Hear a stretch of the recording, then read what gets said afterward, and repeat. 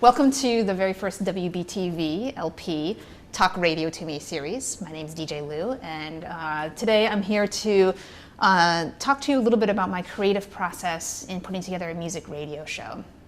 And there's a bazillion different ways that people put together music radio shows, but I'm going to share with you kind of the 5 or 6 steps I go through every single week to do a show, and I think some of the elements that I've developed over the many years that kind of keep it fresh for me.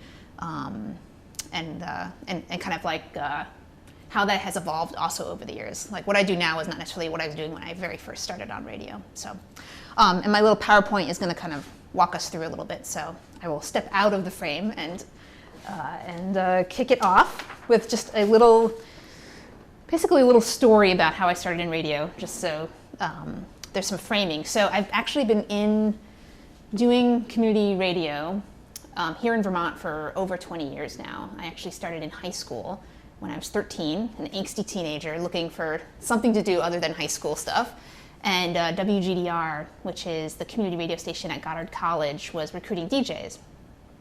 And long story short, my mom was a community broadcaster there 20 years before that, when she had first, not 20 years actually, 10 years before that, when she had first moved to Burlington, in the Vermont area, and then settled in the Marshfield, Plainfield area, and got connected to Goddard, and basically had 2 twin babies. I was one of those babies, and in order to do a radio show when you've got 2 twin babies, you have to bring them with you to the radio station. So I actually technically got my radio start as a baby in a basket underneath the radio console. As many people who are my parents' friends will tell anybody, they'll tell that story to anybody who will listen when they know that I do continue to do radio today. So, needless to say, from baby until angsty teenager, I did not do radio, but once I got into high school, it was the mid-90s, and I thought doing a radio show was the coolest thing ever. You got to pick your own music. It was, the 90s, so there was a mix of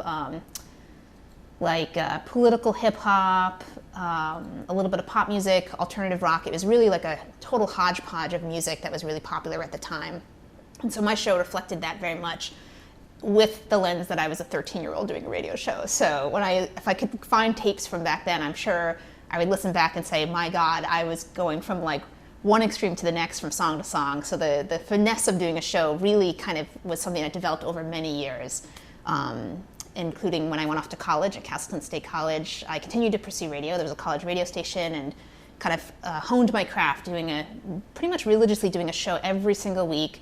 Narrating both my interest in music and then also the kinds of genres I would like. I mean, it was, by the time I went to college, it was the late 90s, and so I got really into grunge, punk rock, the Green Days, the bands like that. And so my own taste kind of evolved based on kind of popular culture at the time, but then also my own interest.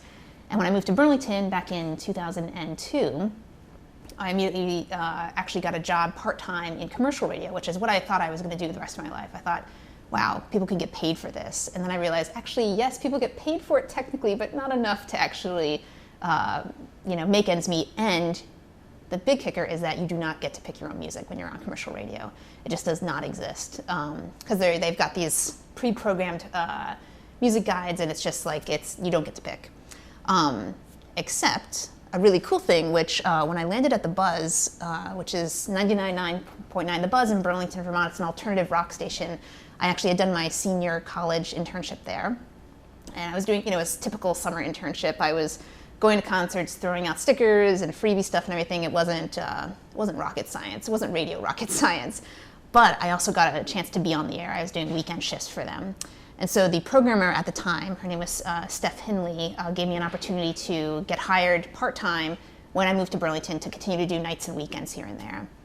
And she also gave me the opportunity to do a long-running local show, which was on Sunday nights, called Homebrew, which was nothing but local rock and roll from Vermont, got broadcast for 1 hour every single week on the Buzz. So 3 or 4 years into that, the companion show to that, which was called Early Warning, which was a 2-hour brand new music show. So it's called Specialty Rock Show. The host for that was leaving the state. And so the program director at the time said, hey, you're already doing Homebrew. You want to switch over and do this specialty rock show? And that was back in 2004. And I said, I would love to. And so these specialty shows truly are actually, you get 2 hours to pick your own music. out of what is new from the record labels. And that was the crown jewel of commercial alternative rock radio, is these specialty shows. And what's cool about it is that there's actually about 40 of them that happen around the country. It's all part of an alternative rock music review panel that's called FMQB, which stands for Friday Morning Quarterback. Don't ask me why or who named that, but that's what it is. And we all report our charts or our show listings every single week, and then it gets aggregated together, and then it's basically a playlist per week from all of those 40 different shows coming together, saying, out of all the brand new stuff that came out this week, this is what was the top played thing, like the top 10 list, basically. And so I did that for 10 years at the Buzz. Every single Sunday night, really kind of cemented my ear for listening for music. It was obviously only rock related and only alternative rock related, but the nice thing about alternative rock as a genre is that it has, what's the word? It has expanded in definition. It's not just grunge rock or Nirvana or Oasis or Coldplay or things like that. Every once in a while they tease in these kind of like crossover bands. So my best example for that is usually Gnarls Barkley, which is like this hybrid rock and almost hip hop sound genre. And there's many other bands that have come through over the years that kind of were a blend of rock and some other influencing sound. Most recently, in the last 5 or 6 years, I would say that kind of electro dance music has really blended with rock, but again, it's kind of can be in that same area. So anyway, fast forward 10 years, back in 2000 and I believe it was maybe 2003, the Buzz was cutting budgets, and they finally looked at their Sunday night shows, and they said, hey, despite that we only pay you $10 an hour to do, for 2 hours a week, we're cutting the shows. And so that was the end of Early Warning. And so I took what I did up to WRUV and kind of switched over my show that I had already been doing at RUV for many years to essentially another version, a much more eclectic version of a new music show, plus additional stuff I fill in there, which I'll talk about in a second. But luckily, because of my 10 years of the reputation on that panel, I actually was able to continue to be on that panel despite not being at a commercial station anymore, which is pretty rad, because out of the 40, I'm the only one who's not at a commercial station. So I always think that is a good flower in the cap, so to speak. Damn corporate radio. Like I'll take my music and go to a community station. So with that as my radio background, I'll give you the beginnings of some of my process that I go through every single week. So I have a 2-hour music show on WRUV and have had one since. Actually, when I started that Early Warning show is also when it happened to be the year I started at WRUV. So I've been at RUV for about 11 years now. And my 2-hour new music show, I call it new music. It's new music from the record labels plus finds from the web. And what I mean by that is that I, in addition to reviewing around 40 different singles and or new rock albums that come to me in the mail or digitally, more like I get emailed the digital downloads now, I'm reviewing that all during the week, and I'm picking out from those 40, maybe 5 will make the cut in any given week, plus a couple from the week before. There's like a grace period of about 6 weeks that you can still be playing stuff again. So when I get those 10 brand new tracks, I'm like, all right, that's one chunk of my show. I'm gonna put it there for a second. And then the other chunk of my show, I scour a ton, an embarrassing amount of music blogs every week. I'm scouring through that and using my SoundCloud primarily as a feed to see what DJs and remixers and music producers who are doing reworks of different music or original stuff are doing in any given week. And so really that can be feast or famine, to be totally honest. Like it can be a really big week in music that's being made on the web or being reworked on the web, or it can be like not very much at all. And so what I do is then I listen to and kind of like pull out another handful from the scouring of the web. And so at that point I've got probably somewhere between like 15 and 20 songs. And then it becomes this like bizarre like creative process where I pick some way to make this all work together in a creative show. And so that actually looks like a couple of different things, really depending on the week. I really try to respond to what's going on in the news, or I respond to what's going on for me, as far as like if I say I got a bunch of music from the web that had a very like R&B vibe to it. It's like, okay, like that's a core heart of this show is R&B. What are the genres that play well with R&B? Like where can I kind of flex around in that? Or maybe it's like a lot of rock, but it's mellow rock. And so similarly, okay, so where and how can I play around with that and do complementary genre, what I call musical thoughts with that. So a musical thought for me in a music show is a string of songs together that are taking the listener through an experience in an unpredictable kind of way. And so what I mean by that is that I think a show that stays on one genre the entire time, it ends up being kind of too predictable and a little like the listener will start tuning out. Like then it becomes like dishwashing music, where it's like you got a job that you got something you're doing, but you just want music in the background. What I aim for is a more active listening experience where people are pleasantly surprised about what kind of comes next. And of course, they're also discovering new stuff and new music that they otherwise haven't heard of before throughout the show. So, the process of that, how long does it take me? On a, if there's just a lot of like crummy music, and I'm ruthless, I should say. I should also add, my ear is very ruthless to music. With 40 things to listen to every week just from the record labels, I give each song maybe a minute, and if it hasn't hooked me in a minute, I'm moving on to the next thing. And over the years, I feel like I've developed a pretty keen ear to listening for uniqueness in a track or a band or a singer's voice. There's got to be some hook in there that I'm listening to that's unique enough to kind of pull that out. Because again, this is new music. This isn't like artists that I know really well and that like I'm like, oh gosh, great, they've got another album coming out. Like I give them the benefit of the doubt, of course. But heck, if you're a brand new band on the scene, there has to be some kind of new hook, new something that you're standing out with. Because there's so much competition, even more so than years ago before the internet really became what it is for music. So, I'm listening to all these little elements here and there. I probably spend, I'd say, about 8 to 10 hours on average, just kind of curating the music, getting it ready. And then it's like, okay, I've got my different puzzle pieces. Now it's time for this process where I'm figuring out what these musical thoughts are to bring all these pieces together. And just because it's new music does not necessarily mean that I'm playing that all back to back, for example, or just because I found it on the web and it's like a, down-tempo track or an R&B rework remix. I'm not intentionally clumping those together necessarily. Though I do tend to try to keep most of the new stuff together, again, for the listener's experience. I'm always keeping the listener in mind as my primary purpose for doing the show. I obviously want to enjoy what I'm playing, but trying to keep the listener engaged so that they know at least a little bit what to expect. So, and a lot of what you can do with that too is what you tell them along the way in your radio talking parts, where the DJ gets on the microphone and says, hey, like in the first hour you're going to hear ... That's called pre-selling or back-selling when they're talking about like what has just played.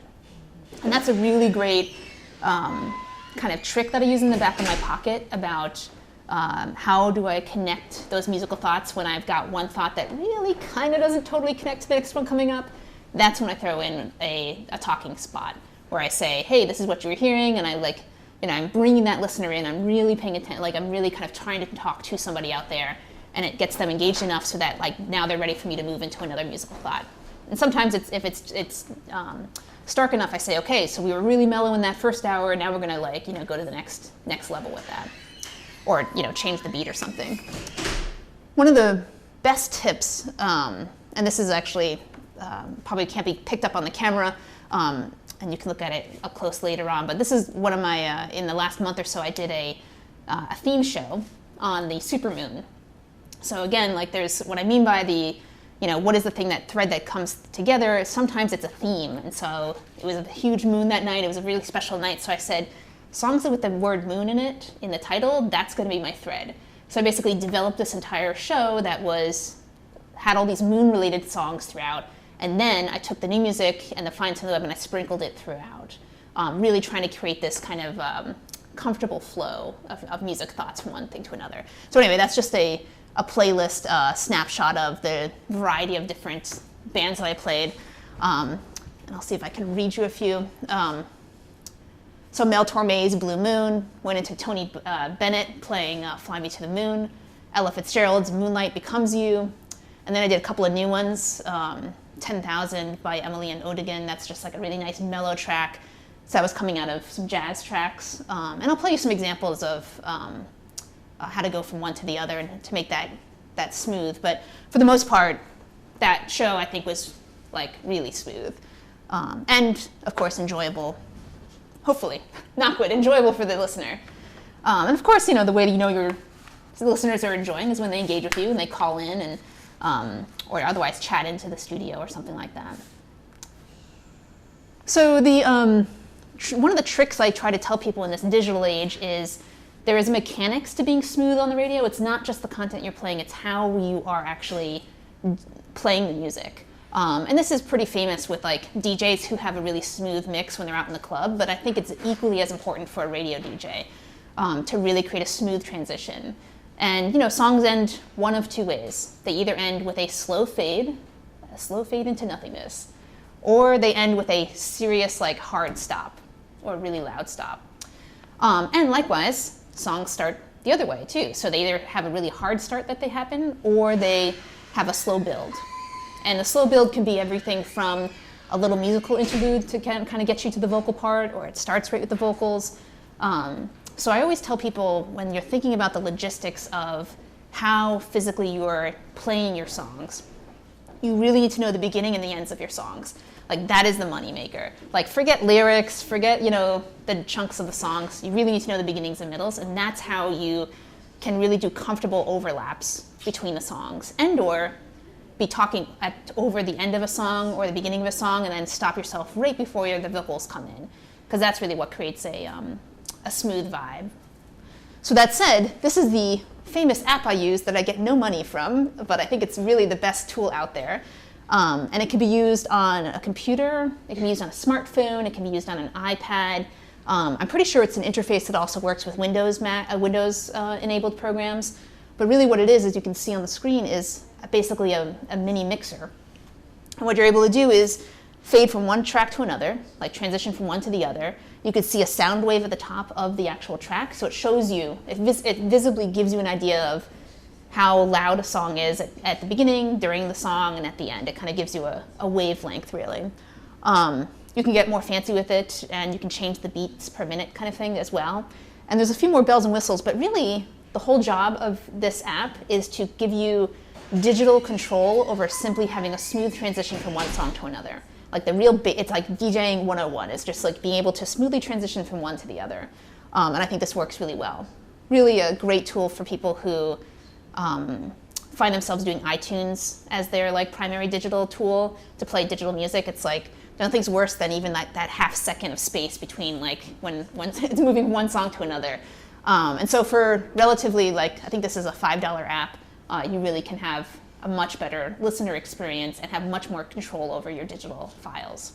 Obviously when you're playing CDs or even records, you have actual physical hands-on control of, you're the one sitting there controlling, you're pushing play and you're slowly bringing that fader up on the board. This has the same concept, obviously. You're pushing play where you're pushing play here and you're moving this over, to get this one started. And you can see it kind of fading in and fading out at the top there. So I find it to be a really good tool. And I would like them to sponsor me so I can I can retire comfortably. So earlier I was talking about my overall goal of kind of the experience I'm creating for the listener. And I actually like to encourage people to think about envisioning a sound wave. So this is a picture of a sound wave. And what a sound wave does is it shows you the peaks and valleys of anybody who's talking. And so the sound wave I'm envisioning is somebody who's telling me a really awesome story. And you can think about anytime somebody's telling you a story, they're getting animated, then they get really quiet when they say, and then this happened, and then this happened, and then this happened, and then this, there's this peak and valley, but you're very much engaged with it. And so that's what I'm trying to do with the music. So it's just because I'm playing, maybe for dance music, which is much more upbeat than say a jazz track, my goal sometimes to challenge myself is to, can I have dance tracks at one part of my show and get to jazz at another point and then get back to dance tracks.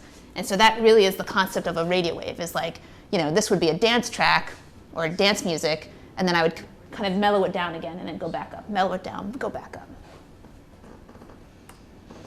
And so the final thing I like to remind people is the whole point of radio is to be smooth like butter. When you think about a music show, you want that enjoyable experience. You want to know your music before you go in there and do anything. So there's the scouring of the web, the listening to the music ahead of time, knowing how music starts and ends, what those tracks are, so you can do a good blend. And, like with anything that's an art, you also want to really take risks, experiment. Sometimes stuff works, sometimes it doesn't. I still, 20 years in, do have shows where I'm like, oh man, there was just something I was not getting on that show. And then other times I have shows where I'm like, wow, that was like totally unplanned, but it just came together at the, in the final bit of it. So that's actually my thoughts on how I go about putting a music show together, the different steps that I take. On my website, djllu.com, that's djllu.com. Usually I post up a lot of free downloads that I find from the web, because my other thing about being a DJ is that I really feel like my job is to be the conduit to turn people on to where you can find this different music. So certainly the free stuff I find for free, I think of myself as Robin Hood, just like pushing it on, like furthering it on to other people. So I want them to find it. I'm not hoarding that music for myself for any reason. So on that website, you can find a lot of these, at least the online stuff the scouring and the music blogs that I listen to. That's a good spot to go to kind of start learning some of those. And then also I post my playlists every week too. So the stuff that comes from the record labels is pretty readily identifiable as well. So those are my thoughts for that. What I did want to do also is just play one demo tape, which is a short kind of chunk of little audio transitions from another show at WRUV, which actually is not just music. It's actually got talk and small little audio files that they kind of put together in a really creative way. So they're really piecing their show together in this kind of mosaic of sound, which I think is really cool. And it's a whole other way to really, again, engage your listener and keep them as the primary person that you're doing your radio show for. So it's called Soundsmith Radio. And you can listen to them on WRUV, and they also have a great website as well where you can listen to their back archives. But I'm going to play you just a handful of probably like a minute or so of their demo tape version here, and you'll get an idea of what I mean by what that sounds like.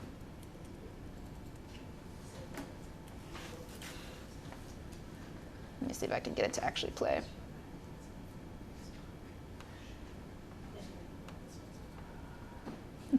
This is where I might need to edit this in. Oh, you know what? I did not plug it in. Stand by, audio file problems. Is the home of Admiral Boone, late of His Majesty's Navy. So I'm just going to start that one more time. Again, this is Soundsmith Radio. Let me go back. Mexico, down in Mexico.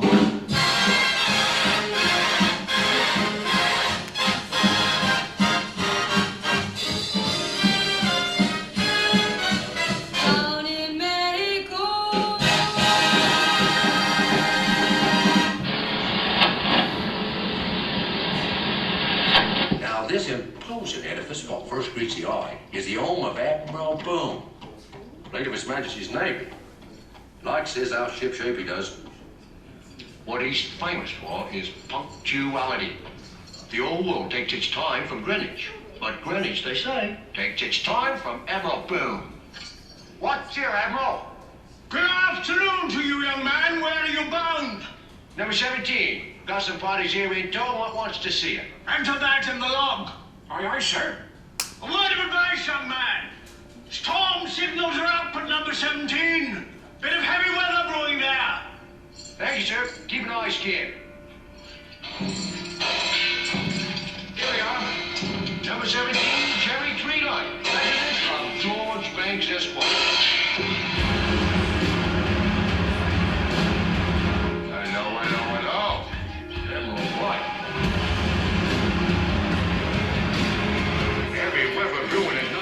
So you can hear how they're introducing music and other sound effects on top of that Mary Poppins audio clip in order to kind of, again, create like, they're basically almost doing like their own version of soundscaping.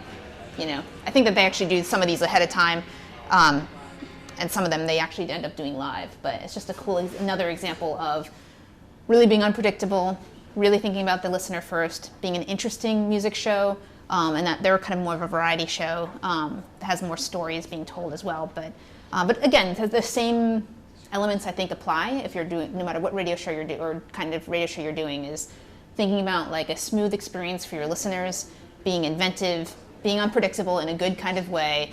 And again, when it comes to music, really thinking about, you know, how can I keep this fresh for myself? You know, where am I willing to take risks and experiment, dabble in genres that are maybe close to the genres that I'm usually used to. Because really what ends up happening is that people discover all entirely brand new bands and artists, and push their kind of musical interests a little bit more, and at the very least, push their listeners' music interest a little bit more. Because at the end of the day, I still believe that the primary goal of any radio DJ is to introduce their listeners to brand new music. And I don't mean brand new out of the plastic, it just came out this week, but like new music to them. So that's my talk. Thank you very much.